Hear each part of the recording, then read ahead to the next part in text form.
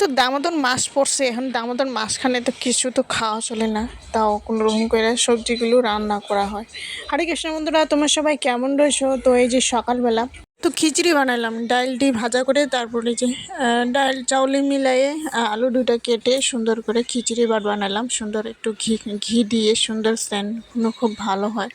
তো সকালে একটু হালকা ফুলকা এভাবে একটু এই যে দেখুন একটু নরম নরম করে বানাইলাম, তারপর অনুরাধারও খাইয়ে দিলাম, তারপর বরকেও খাওয়া দাওয়া করে পাঠিয়ে দিলাম কাজে। তারপর এদিকে আবার আমিও সকালবেলা পূজা সুজা কাম শেষ করে তারপর আমি বাজার সাজার চলে যাই।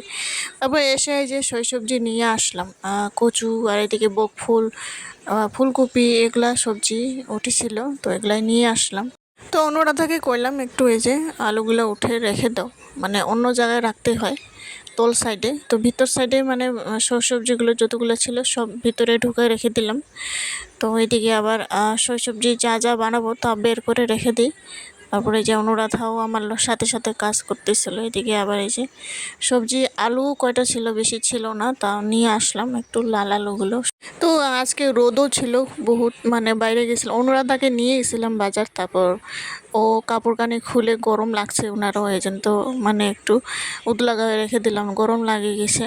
আর এদিকে আমি সবজিগুলো কেটে থামাতাম, সবজিগুলো এদিকে বয়েল করে, ফুলকপিগুলো এখন বয়েল করে রান্না করতে হয়, কেননা কতগুলো ওষুধ দেওয়া মানে থাকে আর মেডিসিন দেওয়া থাকে না, এই জন্য তো মানে গন্ধ করে অল্প।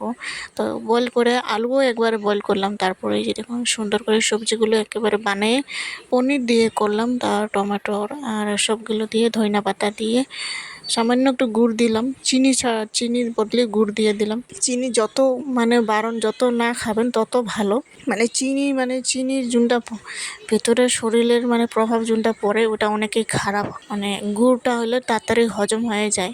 তো এই যে আজকে দুপুরের ভোগ, আর ভগবানকে দিয়ে আমরা দুপুরের প্রসাদ পাবো। তো বন্ধুরা, আজকের ভিডিওটি কেমন লেগেছে অবশ্যই লাইক, কমেন্ট, শেয়ার, সাবস্ক্রাইব করে জানাবেন। আশা করি নেক্সট ভিডিও দেখাবো। আজকে যেন টাটা।